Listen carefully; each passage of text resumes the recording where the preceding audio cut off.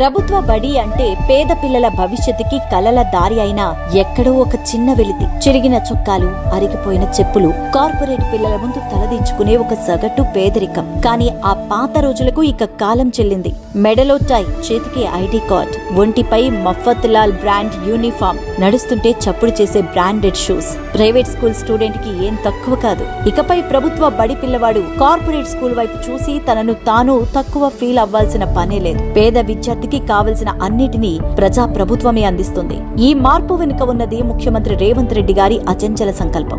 687.78 కోట్ల భారీ బడ్జెట్. కానీ ఇది ఖర్చు కాదు. తెలంగాణ రేపటి తరం భవిష్యత్తుపై రేవంత్ సర్కార్ పెట్టిన పెట్టుబడి. అటు చేనేత కార్మికులకు చేతి నిండా పని, ఇటు మహిళా సంఘాలకు 40 కోట్ల ఉపాధి. చరిత్రలోనే మొదటిసారిగా స్కూల్ పిల్లలకే కాదు, రాష్ట్రంలోని సుమారు 2 లక్షల మంది ప్రభుత్వ జూనియర్ కాలేజీ విద్యార్థులకు సైతం బ్యాగులు, బెల్టులు, టైలు, షూస్ మరియు సాక్స్లతో కూడిన సమగ్ర కిట్లను ఉచితంగా అందిస్తోంది తెలంగాణ ప్రభుత్వం. ప్రతి బిడ్డకు నాణ్యమైన విద్య, ప్రతి విద్యార్థికి సమాన గౌరవం. పేదరికం చదువుకి అడ్డంకి కాకూడదనే నమ్మకంతో మన పిల్లల భవిష్యత్తుకు బంగారు బాటలు వేస్తోంది తెలంగాణ ప్రభుత్వం. బ్రాండెడ్ క్వాలిటీతో సరి సమాన గౌరవంతో సరికొత్త శకానికి స్వాగతం పలుకుతోంది మన తెలంగాణ.